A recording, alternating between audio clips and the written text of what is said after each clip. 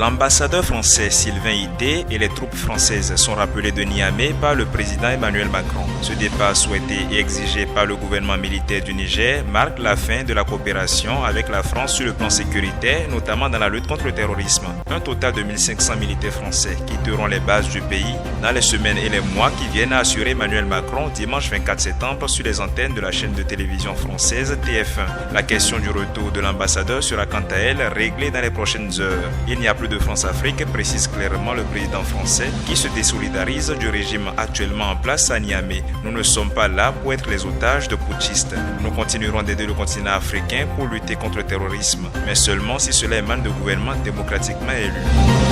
Au Bénin, après l'incendie survenu à Sémékraké samedi 23 septembre 2023, qui a fait plus d'une trentaine de morts et des blessés graves, le gouvernement annonce des mesures pour réformer le secteur de l'essence frelatée. Pour le ministre des Finances, il urge de changer le mode de commercialisation de l'essence de contrebande. Romuald Wadagne informe que c'est pourquoi l'année passée, le gouvernement a commandé des dizaines de mini-stations. 2000 sont arrivées depuis le mois de juin et sont en train d'être installées. D'ici 2024, ces mini-stations seront installées partout. Le ministre annonce une rencontre avec les acteurs du secteur pour la mise en œuvre du projet. Le nombre de vendeurs étant important, une partie des acteurs sera reconvertie, formée et bénéficiera d'un emploi. Ceux qui vont continuer la vente le feront à partir des mini-stations selon les dires du ministre Wadagne. Déjà, le ministère de la décentralisation et de la gouvernance locale confie le recensement des points d'entrepôt d'essence dans les villages et quartiers de ville aux maires, secrétaires exécutifs et préfets. Le 10 points centralisé au niveau de chaque préfecture est attendu au ministère au plus tard mardi 26 septembre à 17h selon le message du ministre Raphaël Akothéan.